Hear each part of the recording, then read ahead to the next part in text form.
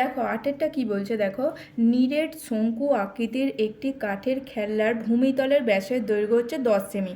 আচ্ছা, প্রথমে এখান থেকে ভূমিতলের ব্যাসের দৈর্ঘ্য দেওয়া আছে, তাহলে এখান থেকে কী বের করবো, না এখান থেকে বের করব ভূমিতলের ব্যাসার্ধ, ওটা আগে করে নিচ্ছি, ঠিক আছে। তাহলে দেখো আমি এখান থেকে কি লিখছি, না শঙ্কু আকৃতির কাঠের খেলনার ভূমিতলের ব্যাসের দৈর্ঘ্য, ওটা লিখছি। ওকে, তাহলে লিখছি কি, না লিখছি যে শঙ্কু আকৃতির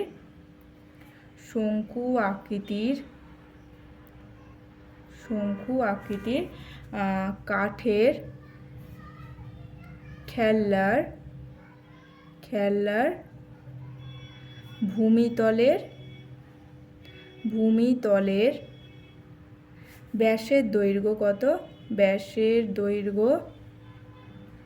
কত, দেওয়া আছে 10 সেমি, সেটা লিখে নিচ্ছি। ওকে, 10 সেমি। এবার আমি এখান থেকে কি বের করতে পারবো, না আমি এখান থেকে বের করব ব্যাসার্ধ। ওকে, তাহলে অতএব লিখছি কি, না অতএব লিখছি ভূমিতলের ব্যাসার্ধ। আর সমান কত লিখছি, 10/2 সেমি সমান কত, 5 সেমি। ওকে, বোঝা গেল।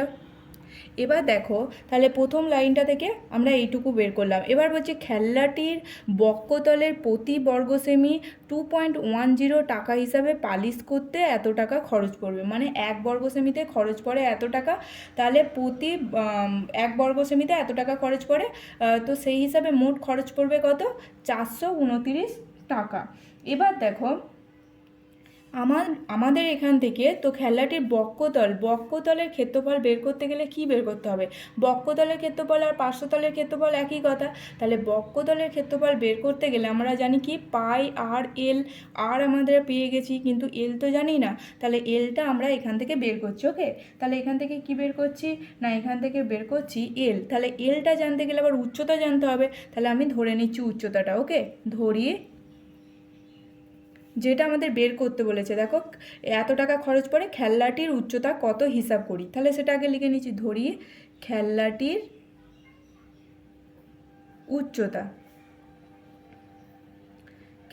উচ্চতা কত সেমি, না ধরে নিচ্ছি কি 8 সেমি। ওকে, তাহলে অতএব দিয়ে কী লিখছি, না এবার আমি কি বের করব, বক্ষতলের ক্ষেত্রফল বের করব। তাহলে লিখছি কি, না লিখছি যে খেলনাটির তির্যক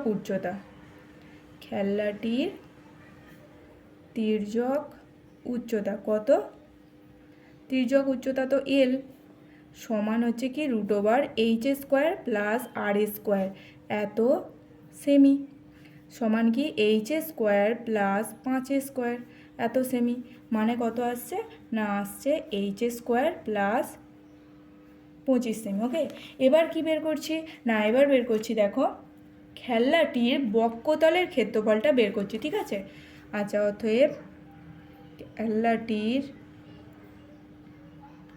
খেলনাটির বক্রতলের ক্ষেত্রফল সমান কত, খেলনাটির বক্ষতলের ক্ষেত্রফল সমান হচ্ছে পাই আর এল বর্গ সেমি, পাই আর এল বর্গ সেমি। ওকে, তাহলে এখান থেকে পাই আর এল মানে ওটা বের করছি, পাই আর মানে কত 5, এল মানে কত, এল মানে এটা।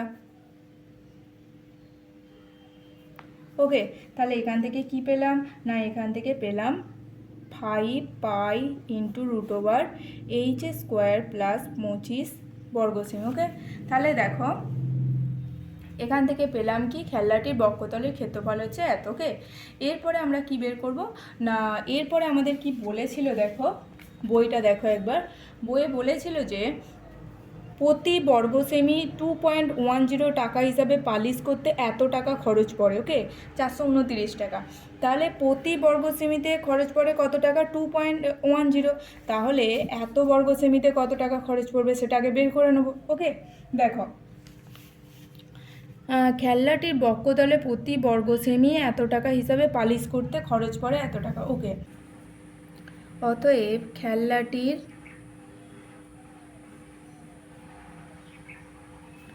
বক্রতলের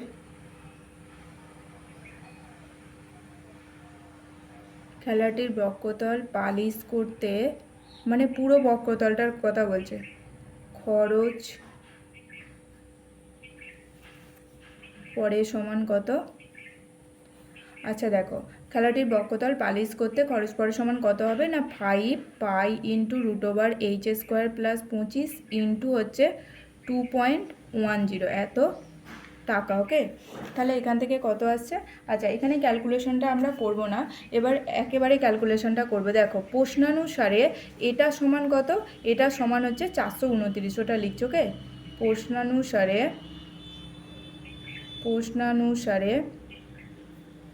কি না, প্রশ্নানুসারে 5 pi into √h² plus 25 into হচ্ছে 2.10 সমান কত? 429। বা এখান থেকে কি লিখছি? বা এখান থেকে লিখছি √h² প্লাস 25 ইকুয়ালস টু কত? 429/2.10 ইন্টু 1/5 পাই। 5 পাইটাকে আলাদা করে লিখলাম। ওকে, বা h² প্লাস 25 ইকুয়ালস টু কত আসছে? 429 দেখো এখানে যদি দশমিক তুলি উপরে 100 গুণ করতে হবে। ওকে, আর এখানে কত আসছে? 5 ইন্টু 22/7। এবার কি আসছে? বা এখান থেকে লিখছি কি না h² প্লাস 25 ইকুয়ালস টু কত? 429 ইন্টু 100/210 ইন্টু 7টা উপরে উঠে গেল 5 ইন্টু 22। ওকে, দেখো এটা কত দিয়ে যাচ্ছে? এই শূন্য কাটলো, 7 3 21, 5 2 10। ওকে, 2 11 22।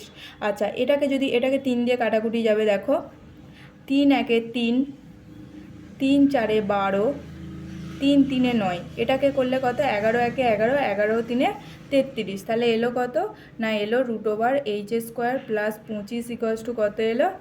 13। তাহলে এখান থেকে কি এলো? h² প্লাস 25 ইকুয়ালস টু কত? 13²।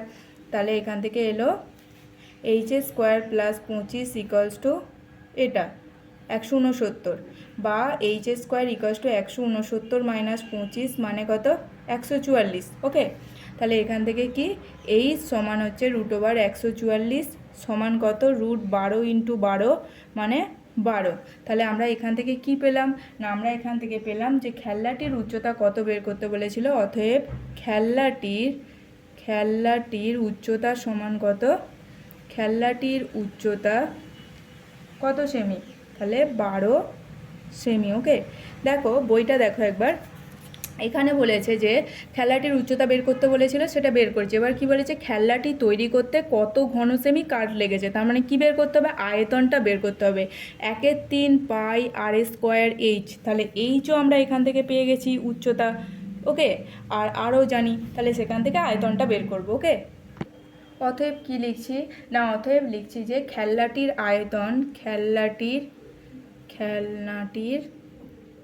আয়তন সমান কি? সমান হচ্ছে 1/3 পাই r²h ঘন সেমি। ওকে, তো এখান থেকে কত আছে? 1/3 ইন্টু 22/7 ইন্টু r², আর কত ছিল? 5 ছিল, তাহলে 5² ওকে, ইন্টু h কত এলো? 12, এত ঘন সেমি। ওকে, তাহলে এখান থেকে কত আসছে? দেখো এটা কাটাকুটি যাবে, 3 4 12, তাহলে 22/7 ইন্টু 25 ইন্টু 4 ঘন সেমি। 25 5² মানে 25। আচ্ছা দেখো 25 4 100। ওকে, 100কে 22 দিয়ে গুণ করলে এটা হবে, কারণ 100কে 22 দিয়ে গুণ করলে 22, আর দুটো শূন্য ছিল। ওকে, এবারে এটাকে আমাদের ভাগ করতে হবে। দেখো ভাগ করি এটাকে, তো এটাকে ভাগ করলে কত আসছে? দেখো 7 3 21, 7 1 7, 4 7 28। ওকে, তাহলে কত এলো? 314/2/7 এত ঘন সেমি। এবার কি বলেছে না, এখান থেকে বলেছে যে খেলনাটি তৈরি করতে কত ঘন সেমি কাঠ লেগেছে। তাহলে অতএব লিখছি কি? অতএব খেলনাটি কি লিখছি এখান থেকে না, এখান থেকে লিখছি অতএব খেলনাটি তৈরি করতে তৈরি করতে এত ঘন সেমি কাঠ লেগেছে। ওকে, কাঠ লেগেছে। ওকে, আকৃতির একটি লোহার পাতের বয়া তৈরি করতে 75.3 বর্গমিটার লোহার পাত লেগেছে। বয়াটির তির্যক উচ্চতা যদি 5 মিটার হয় তবে বয়াটিতে কত বায়ু আছে এবং বয়াটির উচ্চতা কত হিসাব করে লিখি। আচ্ছা, তারপরে আর কি দিয়েছে না, ওই বয়াটির চারপাশ রং করতে প্রতি বর্গমিটার এত টাকা হিসাবে খরচ পড়বে, কত খরচ পড়বে সেটা নির্ণয় করতে বলেছে। বলছে লোহার পাতের ভেদ হিসাবের মধ্যে ধরতে হবে না। ওকে, তার মানে লোহার পাতের ভেদ ধরতে হবে না। ওকে, এবার কি বলছে না, প্রথমে তাহলে এখানে কি দেওয়া আছে দেখো, বয়াটির তির্যক উচ্চতা দিয়েছে। ঠিক আছে, আচ্ছা, বয়া তৈরি করতে এত বর্গমিটার লোহার পাত লেগেছে, তার মানে এটা কি, এটা তো সমগ্র তলের ক্ষেত্রফল। বয়াটা যখন তৈরি করা হবে তখন তো সমগ্র তলের ক্ষেত্রফলটায় লাগবে। ওকে, তাহলে দেখো এখানে যেটা বলছে বয়াটির তির্যক উচ্চতা সেটা ধরে নিচ্ছি। দেখো, বয়াটির তির্যক উচ্চতা কত, 5 মিটার। তির্যক উচ্চতা এল সমান হচ্ছে 5 মিটার। এবার দেখো সমগ্র তলের ক্ষেত্রফল বের করতে গেলে আমাদের তির্যক উচ্চতা লাগে, আর কি লাগে, ব্যাসার্ধ লাগে। তো সেটা ধরে নিচ্ছি। কি ধরে নিচ্ছি না, শঙ্কু আকৃতির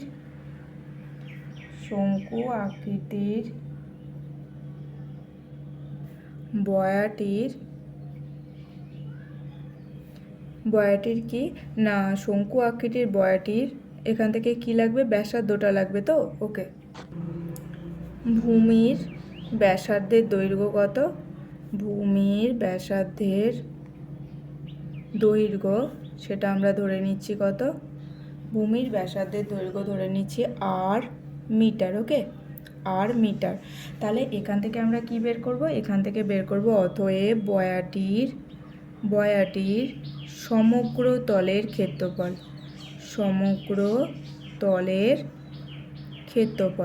সমান কত, সমগ্র তলের ক্ষেত্রফল সমান হচ্ছে এখান থেকে কি লিখতে হতো না, পাই আর ইন্টু আর প্লাস এল এত বর্গ মিটার। ওকে, এত বর্গ মিটার।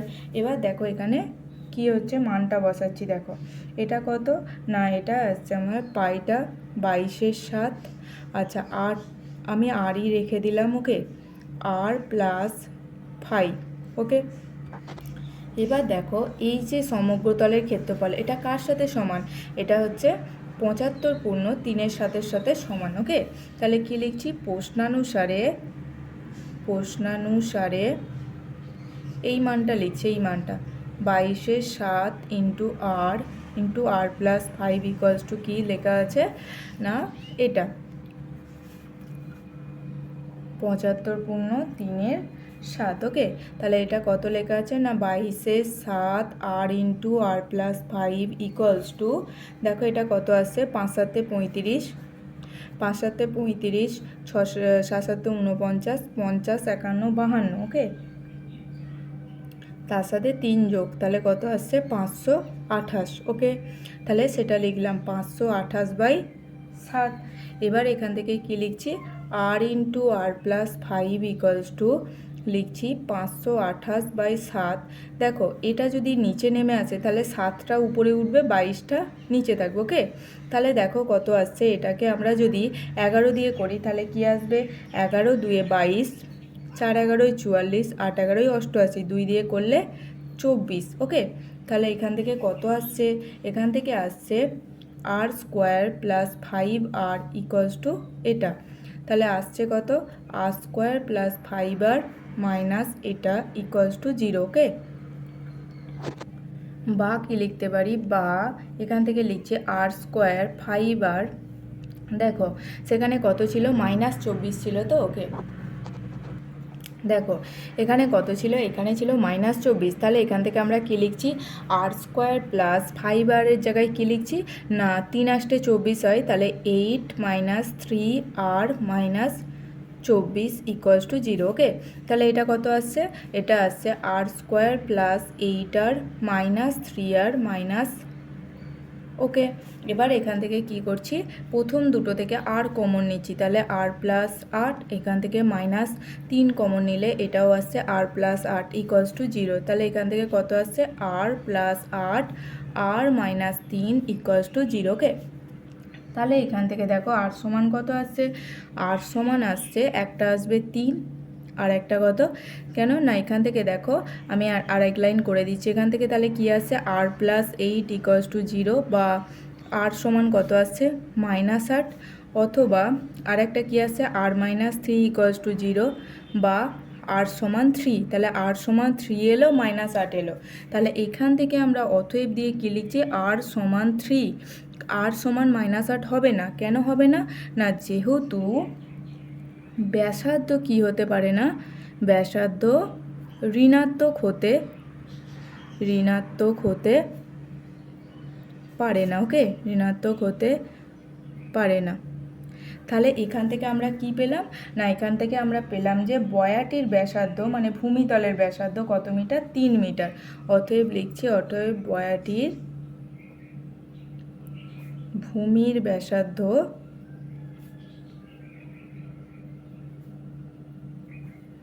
কত মিটার, 3 মিটার। ওকে, দেখো এখান থেকে আমরা ব্যাসার্ধ পেয়েছি, আর কি পেয়েছি, ব্যাসার্ধ জানি, আর উচ্চতা না তির্যক উচ্চতা জানি। তাহলে এখানে যে একটা প্রশ্ন দিয়েছে যে বয়াটির উচ্চতা কত, তাহলে সেটা বের করে নিচ্ছি। ওকে, তাহলে এখান থেকে বের করছি কি না বয়াটির উচ্চতা, অতএব বয়াটির উচ্চতা যেটা হচ্ছে এইচ, বয়াটির উচ্চতা কত, না এইচ সমান হচ্ছে কি √, আচ্ছা দেখো এটা হচ্ছে এল স্কোয়ার মাইনাস আর স্কোয়ার এত মিটার, ঠিক আছে।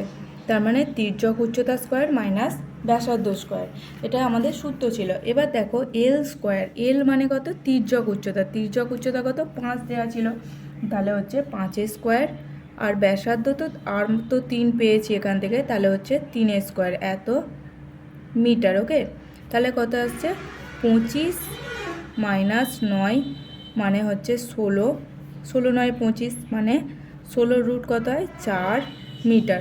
তাহলে বয়াটির উচ্চতা কত পেলাম, 4 মিটার। ওকে, এবারে এখানে বলছে বয়াটিতে কত বায়ু আছে, তাহলে কি বের করতে হবে এখান থেকে, বয়াটির কি বের করতে হবে, না বয়াটির আয়তন, তাহলে সেটা বের করছে। ওকে, অতএব বয়াটির আয়তন সমান কত, বয়াটির আয়তন সমান 1/3 পাই আর স্কোয়ার এইচ এত ঘন মিটার।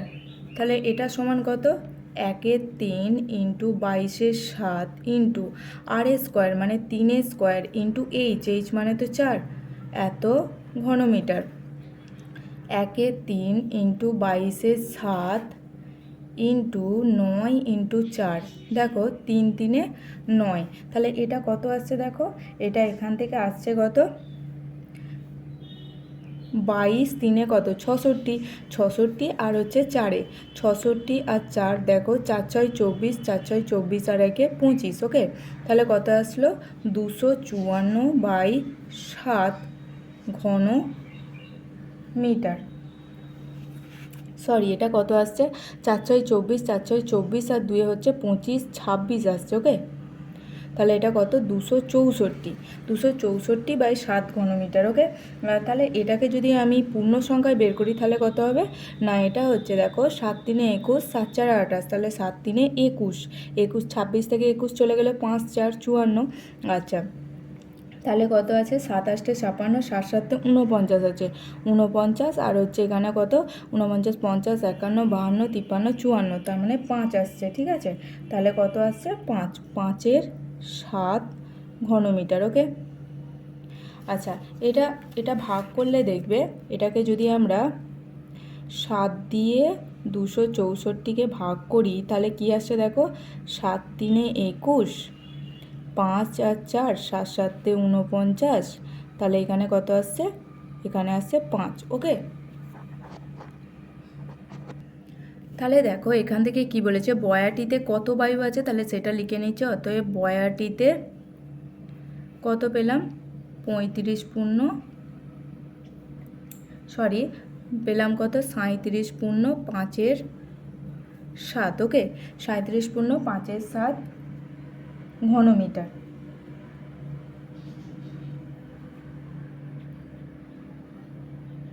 বয়াটিতে এত ঘনমিটার বায়ু আছে।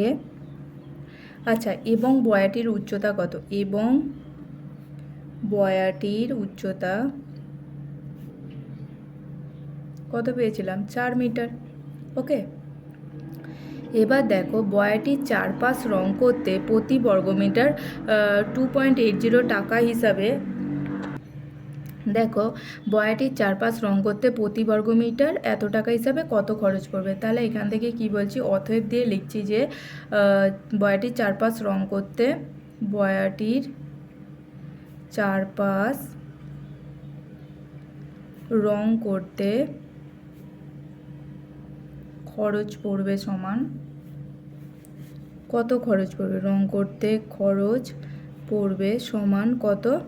দেখো বয়াটি তৈরি করতে এত বর্গমিটার পাত লেগেছে। এত বর্গমিটার মানে আগে করেছিলাম কত, 5 7 35, 7 7 49, 50 51 52, তার মানে 525, তার সাথে 3 যোগ করলে কত, 528। তাহলে হচ্ছে 528-এর 7 ইন্টু হচ্ছে কত না, এইটা 2.80। ওকে, এত টাকা। এবার দেখো এটা কি আসছে না, 528/7 ইন্টু, এটা যদি দশমিক তুলি কত আসবে, 100 আসবে। ঠিক আছে, তাহলে দেখো এটা কত আসছে, 4 7 28 আর 0, এটা কাটলো। ওকে, এত টাকা। তাহলে এখান থেকে কত আসছে দেখো, 4 8 32, আর হচ্ছে 4 2 8 9 10 11, হাতে থাকে কত, হাতে থাকে হচ্ছে 1, 5 4 20 আর 21, এত বাই 10 টাকা। তাহলে এটা যদি দশমিক করে লিখি, তাহলে এটা আমাদের একটার আগে, পিছন দিক থেকে একটার আগে দশমিক বসবে, যেহেতু নিচে 10 আছে। তাহলে কত আসছে এটা, 211.2। আচ্ছা, যেহেতু এখানে দশমিক আছে, তাহলে এখানে আমরা কি করতে পারি, এখানে আমরা 0 বসাতে পারি। ওকে, কারণ দশমিকের পর কী হয়, 0 কেটে যায়। তাহলে এটাকে আমরা লিখতে পারতাম 211.20, লিখতে পারতাম 211.2 টাকা বা 211.20 টাকা। ওকে।